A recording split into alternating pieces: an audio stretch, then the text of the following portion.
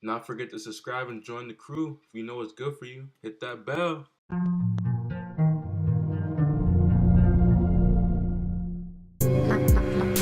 These niggas tryna wait, let me get it. Okay, yeah. Yo, what's up, guys? Today I want to talk about the NBA and who I think might win the finals this year. I think the 2018 finals is going to be won by the Timberwolves. Now, that's really like a dark horse candidate. No one's really thinking about the Timberwolves because they didn't make the playoffs last year. Very young team. But the reason why I think that they're going to make the playoffs, not the playoffs, of course they're going to make the playoffs. Why I think they're going to at least make the finals is because they fix 2.5 of their problems that they needed to fix. Their major problems. Now, our main major problem was really closing out games. It's kind of like a mixture, closing out games and veterans. They needed veterans, leadership, and someone to close out games. Because they were so young, they had the talent and everything, but they didn't know how to close out games. That was their biggest thing. Now they got Jimmy Butler now. Jimmy Butler knows how to close out games. Jimmy Butler is one of the clutchest players in the league right now. He's the second best two guard in the league.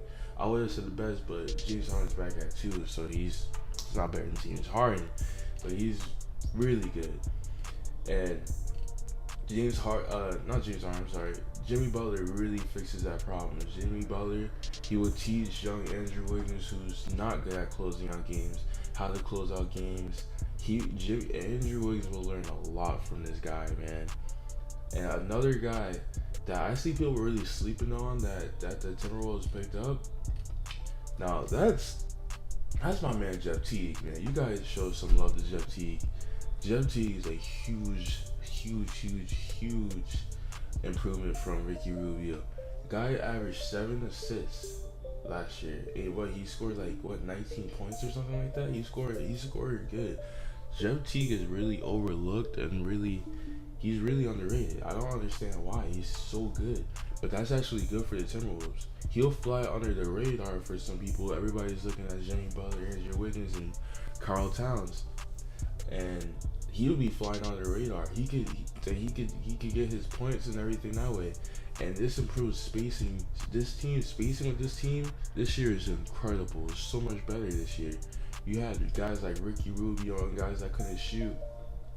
Now you have guys that can shoot. You have guys that can close out games. They got freaking Taj Gibson too, another older guy. They got Jamal Crawford and they got Aaron Brooks, and that's one of the biggest things. And now another thing is defense. Now the defense didn't improve too much, but it did improve because they have Jimmy Butler now. Jimmy Butler is one of the best two-way guards in the league. He's one of them. I'm not gonna say he's the best. I don't think he's the best, but he's one of the best two-way guards in the league.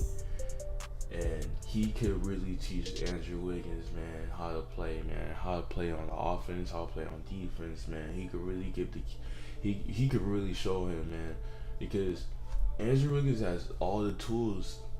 He's athletic, he's long. You saw what he did against Kobe. You saw that fadeaway. You see the flashes of potential. See, he could average 20 points, but if he becomes more efficient, he could average 30 points, man. He could average a lot of points if he actually, listens. I mean, I don't know him personally. I don't know if he listens or not. I think he does, but it might take some time. But I think playing with Jimmy Butler will really change that.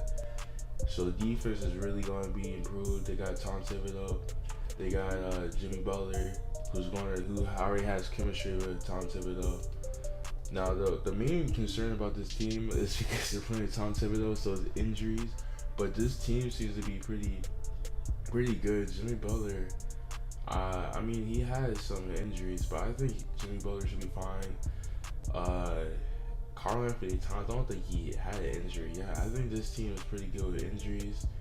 The bench doesn't look like, it doesn't wow you. but it's solid. It's a solid bench. It actually is.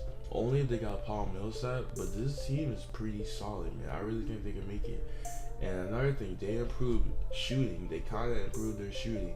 They picked up Jimmy Butler. He's not the best shooter, but if you need him to knock that thing down, he will knock that thing down.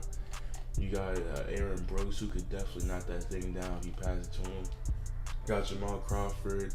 Jamal Crawford, that's another playmate. That's another threat off the bench. You got a lot of guys, man. This team, I'm not, like I said, it doesn't wow you. It's not like the most amazing looking team. That's probably why so many people aren't really thinking about it. But I still think that they could make it at least the finals. Like before the Dwayne Wade thing and the Melo thing, I was always looking at this team like, okay, this team could make the finals, bro. But after Dwayne Wade, I'm like, okay, I think the Cavs might be the best team. Maybe, I don't know. They look like they might be the best team. The Warriors picked up two shooters, Omri Caspery and Nick Young. So I don't know, guys. But I hate to say it, but it might be the Cavs and Warriors again. I'm a Sixers fan. I would love to see the Sixers there, but I haven't even seen my players play. So like, yeah, the ones that I have seen play, I love them. I love myself some TJ McCollum, solid backup point guard. I think that he could develop into something special. I'm not saying like I could see him being like a starter, but probably not on this team. So it's be on Markel, but I could see him being something solid off our bench, something special. Like a special weapon for us. I like Markel. Hopefully, I heard Jahel has been working out. I heard he's been doing his thing. Hopefully Jahel gets better, because I'm sorry, but I really don't like Jahel. I never will like Jahel, unless he really wows me. I want Jahel to change my mind about him. I want to like him. But yeah, I like the whole team. I like everybody on this team. Only player that I really like, honestly, don't really like, besides Jahel could grow on me, but Ben Simmons, man, he's a drama queen to me. He complains too much. He wants this, he wants that. He acts like he's LeBron, but you haven't even played a game. Like, you haven't played a minute in the NBA yet. So I don't really know why. And he's trying to mess up our rotation. Like, if he messes up our rotation and he plays point, and Markel Fultz has to play 2, and JJ Redick has to come off the bench, that's gonna mess everything up. JJ Redick is not trying to come off the bench, and if he comes off the bench, he's leaving next year. And then if he messes everything up, free agents aren't gonna want to come to Philly. They're not gonna want to come to Philly. So I hope that he stops being a whole drama queen and stop, just come on basketball, bro. Focus on basketball. I'm also upset that I heard Jahel. I hate that they told us at the last minute in September. You had the whole you had so many months to let us know that he's still not healthy. But no, it's like, oh, Jahel he's still not participating in 5-on-5. Like, what are you talking about? I think like yesterday he played his first 5-on-5 game. Like, what's going on? I don't know. I'm nervous as a Sixers fan. I know we're gonna make the playoffs. I just don't know, because it's a mystery. This team could go any way. It could be amazing. It could turn into like the next Warriors. All these guys could be superstars.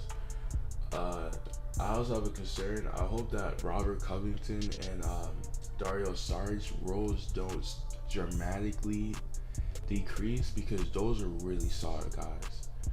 Those guys are really solid. I hope that Saric still starts. He has to start, man. That's someone. He's one of those special European bigs that you see in the league now. Like, could shoot, pass, do all that stuff. He's one of the ones that can't really play defense, so he's like more like a Nikola Jokic. You got guys like Yusuf Nurkic too. He plays defense though.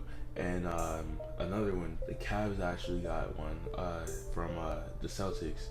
The Antic guy, the guy no one talks about. He's actually something special.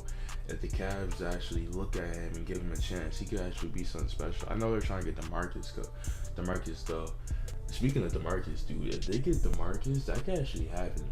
Because now that you look at the Western Conference, The Pelicans, man. I mean, they can make it, but like, I don't know. If they don't make it, Boogie's not staying.